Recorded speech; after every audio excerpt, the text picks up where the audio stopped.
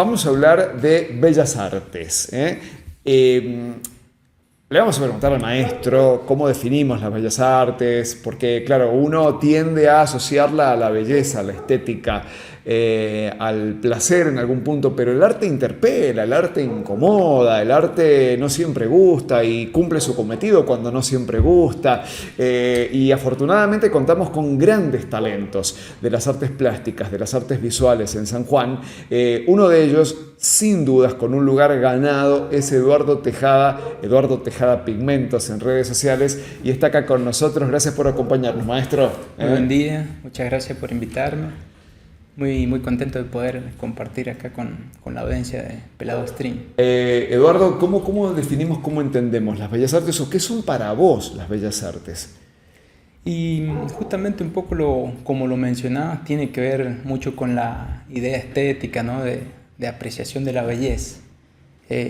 Pero surgen algunas otras situaciones en las que tal vez las obras que se representan o que el artista compone muestra panoramas que son oscuros o densos, y uno diría a simple vista, bueno, esto no es tan bello, ¿no? Claro, pero claro. Tiene que ver con esa indagar en otros aspectos del ser humano que son muy propios de él, ¿no? Y que tienen su cierta belleza. Es otro tipo de belleza, que es más del tipo autoconocimiento espiritual. Así que es amplio, digamos, el tema de bello, la definición de bello en las artes, sí. Expresarse por sobre todo, digamos, es sacar eso que uno tiene que decir. Eduardo, yo te definía a vos y pedía las disculpas del caso por el atrevimiento de encasillarte en el hiperrealismo. De hecho, parte de tu obra podría ser encuadrada en el hiperrealismo. ¿Cómo te definís vos? Sí, podría ser que tengo un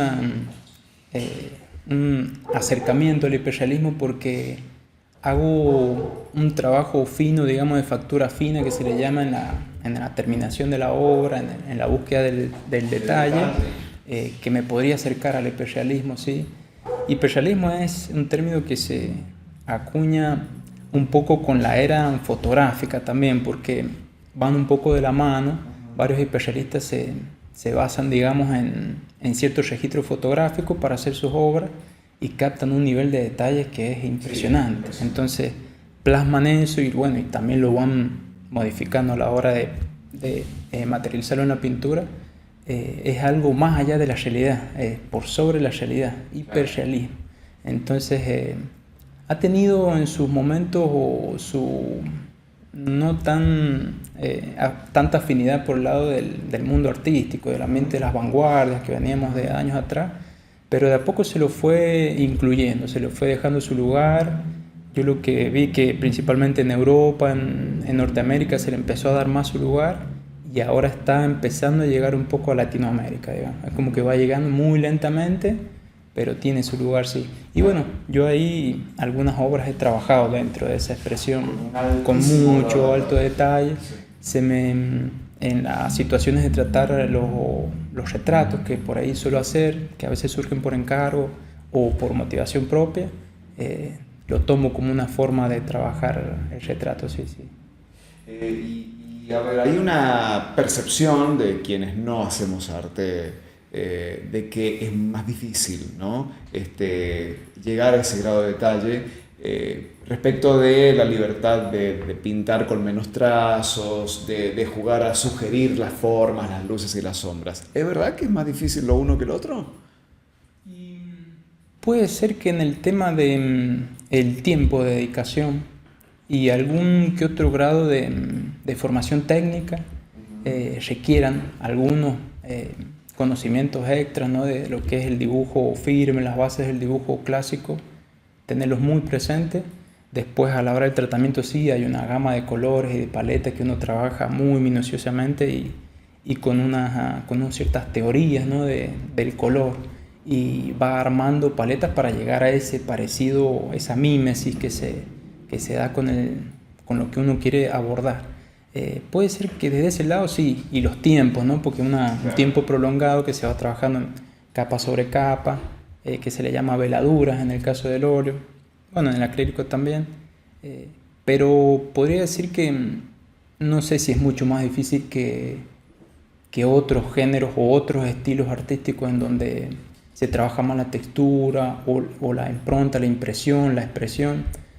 Yo creo que todos tienen su nivel de complejidad. No es fácil, hasta así lo pienso con la abstracción. No es tan fácil hacer un buen cuadro abstracto. Todo género, todo estilo tiene su dificultad para llegar a ese término en que uno puede encontrar eso bello en una obra, en un tratamiento plástico, digamos. Eduardo, vamos a tu infancia. ¿Cuándo tomaste una brocha por primera vez? ¿Tenés registro de eso? Sí, sí, sí. Por ahí hago un raconto de esos momentos y me acerqué primero al dibujo, por allá por jardín, o sea, es la pero también me acerqué mucho al dibujo en mis tiempos libres de fauna y flora. Eso como que me llamó la atención en mis primeros años, allá por 6, 7 años, ya empecé con eso. Luego con la pintura, a eso de los 12, 13, tuve mi primer... resulta que mi viejo es artista, él en un momento pintó en su juventud y tenía un juego de óleos, de pinceles, entonces se los pedí prestados, me los prestó, hasta inclusive me dio un par de tips de cómo mezclar esto con aquello, cómo se limpiaba el pincel, y ahí fue mi primer como contacto con la pintura, donde recuerdo que trabajé un retrato. Un retrato, sí, sí, en esa época hasta me queda muy, muy patente, y un retrato inventado, no fue... Claro. Es como que quise hacer un experimento de figura humana y salió bastante bien, sí. Luego sucedieron los aprendizajes a partir de la COPE, que me basé mucho en reproducciones de grandes maestros de la pintura, de los renacentistas, barroco, manieristas, el Greco, Velázquez, Rembrandt, entonces eso... gigantes de la pintura, es como que... ¿Qué edad hacías eso? Y eso fue ahí a continuación, 14, 15 años ya los conocí, entonces como que me volaron la cabeza, sí. ¿Cómo hace un pibe de 14 años para aproximarse a Rembrandt, al manierismo? ¿Cómo es que...? Primero fue la admiración, fue la locura de descubrir un mundo inmenso ahí en la pintura, que sentí mucha afinidad, no lo puedo explicar, digamos, el porqué, pero... ese mundo de la pintura me apasionó desde el momento cero, digamos, desde el minuto cero, y bueno, y ahí empezó esa admiración hacia ellos, y a empezar a estudiar qué es lo que hacían en las obras, porque es un poco observar críticamente cómo componían, después empezar a leer sobre ellos, en su biografía, que hay cientos de libros escritos sobre estos maestros, y de esa manera también como que me ponía en lugar un poco de qué pasaba en ese momento histórico y por qué se expresaban de esa manera. Luego con la técnica sí, fui como mejorando paulatinamente, de menor a mayor en el tiempo, porque fui aprendiendo técnica después. Eso que yo empecé como autodidacta, después lo fui puliendo con algún docente acá, un docente de dibujo. Estuve con Malena Peralta, con Mariana Esquivel, acá en San Juan, Estela Milán, que son grandes artistas sanjuaninos, y después buscando afuera, en el país, digamos, en Córdoba, en Buenos Aires. Eduardo, ¿cuándo decidiste que esta iba a ser tu profesión, tu modo de vida? Es buena pregunta, sí. Tal vez ese momento crítico se empezó a dar cuando salí de la secundaria, porque ya venía pintando hace un tiempo, ¿no? Con mis trabajos inclusive, y venía de formación técnica, yo de la escuela Boero, maestro mayor de obra, entonces estaba muy abocado a ingeniería civil, y es más, hice la carrera de ingeniería civil bastante avanzada, pero ya ahí empezó como un segundo, tercero de ingeniería civil, empezó como a despertarse muy fuertemente en mí la necesidad de expresar a través de la pintura, y por ahí no me veía tanto en el trabajo del ingeniero civil, de oficina, ¿no? Inclusive yo me veo más en la obra, si es que hay que hacer algún trabajo, me veo más materializando, digamos. Entonces ahí se empezó a inclinar mi camino hacia el arte, hacia el humanismo también, porque empezar a leer un poco más, empezar a más literatura, más filosofía, entonces directamente eso hizo que se nutriera todo el aspecto expresivo en mí, digamos. ahí fue cuando dije, sí, sí, mi camino lo veo más por el lado de la pintura, por el lado de la expresión. ¿Cómo te fue cuando llegaste y dijiste, mira, voy a colgar ingeniería civil y me voy a dedicar al arte? Fue un tema bastante difícil en su momento, ¿no? Porque muy, muy contento mis padres y mi familia de mi buen avance en ingeniería, porque tuve un buen desempeño y no lo entendían para nada cuando les dije que iba a dejar la carrera, pero sí, les costó, obviamente como le cuesta a todo padre, ¿no? Ver que también es una profesión que a veces se desconoce un poco la posible salida laboral y que en eso sí voy a coincidir, es difícil porque es un camino difícil, en ese sentido los comprendo y de a poco fueron acompañándome en el proceso, digamos, de a poco fueron asimilando, apoyándome, inclusive son los que han estado en todas mis exposiciones acá en San Juan, así que les agradezco un montón, sí. ¿Y cuándo sentiste, después de esta etapa de transición, que efectivamente habías materializado, para usar una palabra tuya, esa profesión? Dijiste, che, ya soy artista. ¿Cuándo fue? Y me parece que, no sé, si hay un momento que dije, me parece que siempre está uno en búsqueda de formarse, de crear, de acercarse a eso que uno quiere plasmar, que quiere decir. Y bueno, la verdad que no sé si en un momento estoy diciendo soy artista por lo que estoy haciendo una tarea que es de creación y de acercamiento al aspecto humano, digamos, en mí, y que de alguna manera comparto con la sociedad para empatizar, compartir, expandir ese fenómeno expresivo. Pero sí, estoy muy contento de poder seguir haciéndolo, eso es fundamental. Contame cómo fue la primera vez que alguien te pagó, te compró por una obra de arte tuya. Eso fue un suceso muy lindo que tengo en la memoria. Justamente por esos años, 13, 14 años, hice mi abuela observó mucho, mi abuela materna de Hacha, observó mucho en mí esa pasión por el dibujo y me encargó una Sagrada Familia. Entonces, era una Sagrada Familia de un póster que tenía ella y que le gustaba hacerlo en formato más grande, digamos. Entonces, fue mi primer encargo ese, sí. Me acuerdo que en ese tiempo me pagó 50 centavos. Ajá. 50 centavos por allá por los 95, 2000, cerca del 95, 2000. Así que lo guardo con mucho cariño ese recuerdo porque la verdad que tuvo una visión que en mí despertó o hizo un clic que tal vez ahí se podía llevar una profesión, ¿no? Exactamente, es trabajo y se puede abordar como trabajo. Exactamente, sí. Fue muy importante ese gesto, digamos, sí. Y por eso lo atesorás como lo llevas en la memoria. Y luego llegó, otro target, otro objetivo, otros mercados. Y por ahí hablar de arte y mercado parece una prostitución, sin embargo, vivimos en una economía de mercado, ¿no? Sí. Y el arte, en cierto punto, se convierte en una mercancía. Y por favor, a nadie se le mueva una pestaña con esto, porque termina funcionando de esa manera. Si no, no habría subastas en Sotheby's o en Christie's o aquí mismo, ¿no? O no tendría la fortuna que tiene Eduardo Costantini en obras de arte y demás. Esto es una cuestión... hay gente que ahorra en obras de arte, invierte en obras de arte, es una mercancía. Y hay obras tuyas que tienen valor. ¿Cómo fue? ¿Cuándo te pasó por primera vez eso? Y empezó a darse cuando quise mostrar lo que hacía con alguna exposición que fue por allá en la Biblioteca Sarmiento, no sé si recuerdan, bueno, que aún está, pero ya no hace exposiciones, me parece. Legislador, que está justamente en la legislatura. La legislatura, está bien, sí. Ahí en un momento hacían exposición y fue el primer sitio donde me permitieron hacer una muestra individual mía.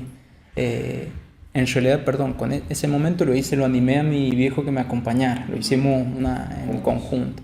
Entonces ahí se empezó a dar una situación en que algunas personas del ambiente vieron mi obra, vieron, bueno, la dedicación que le ponía ahí a la creación y empezaron a contactarse, a ver posibilidades de encargo, posibilidades de reproducciones también, porque yo en esa muestra me presenté con algunas reproducciones, como le mencionaba, de grandes artistas. Así que ese fue uno de los primeros momentos en que algunos coleccionistas sanjuaninos me empezaron a contactar. Luego, un coleccionista sanjuanino también importante, bueno, la familia Siere Schwarz, digamos, de San Juan, son grandes coleccionistas, apoyan mucho el arte, entonces también se contactaron conmigo, me empezaron a apoyar en ese sentido, les agradezco muchísimo. Durante mucho tiempo con distintos temas que me iban encargando y yo en ese sentido me dieron libertad para crear. Son los promotores de la Galería Artify, ¿no? Y ellos son los creadores luego de la Galería Artify, sí. Sí. Artistas sanjuaninos han acompañado a muchos, a Mario Pérez, a Esquivel, a Sierra, y han presentado en Artify, hay obras de ellos. Así que ellos han sido muy importantes en mi inicio, junto con otros coleccionistas, Jansón, Jiménez, por nombrar algunos, que me han apoyado mucho, sí. Eduardo, y deseamos que vos lograste trascender las fronteras de San Juan, de manera formativa, sí, porque te has perfeccionado, claro, en el exterior, sí. Pero también tu trabajo, ¿no? Tus obras han salido de San Juan. Contame un poquito.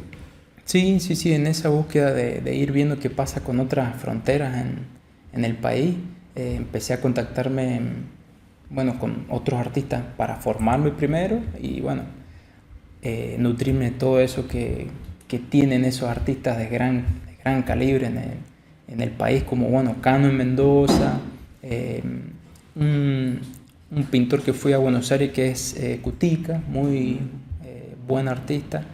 Ahora lo visité a Ricardo Selma, que en el mundo del realismo, el hiperrealismo, es un maestro.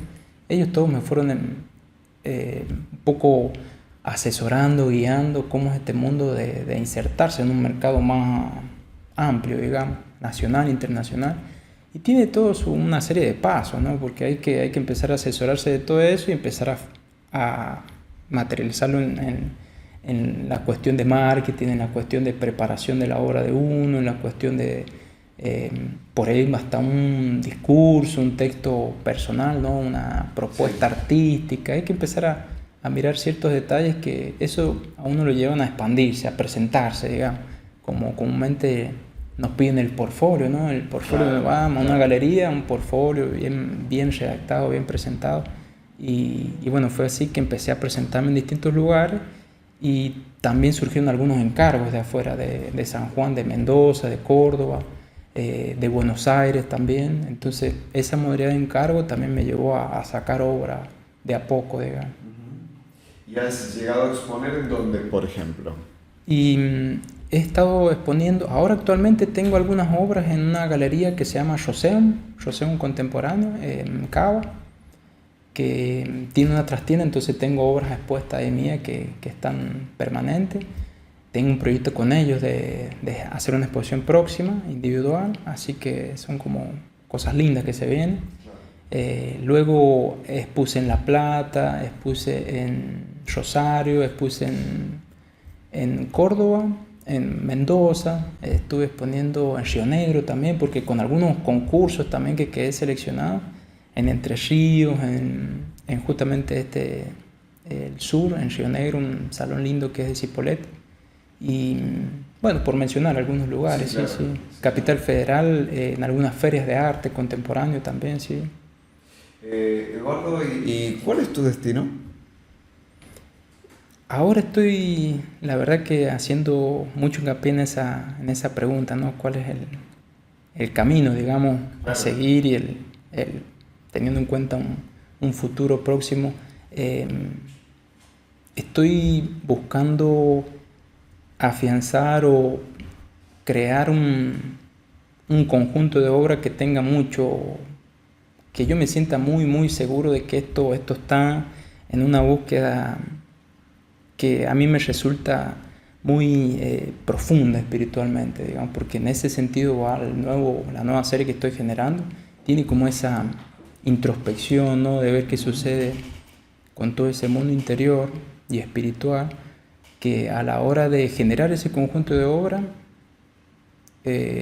irlo compartiendo, ya sea, como les mencionaba, forma virtual en alguna exposición, en forma presencial, y tal vez no quisiera poner en palabras a dónde voy a ir, capaz que la vida me sorprende todavía más allá de eso, ¿no?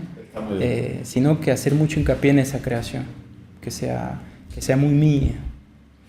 En este espacio, aquí en Pelado Stream, despedimos siempre de la misma manera a los artistas y lo vamos a hacer ahora con Eduardo Tejada, artista plástico de San Juan y una de las principales brochas, ¿no? de la provincia. Muchas gracias, Eduardo, por acompañarnos. Eduardo, y lo despedimos como corresponde. Dale. Aplausos. Para Eduardo Tejada.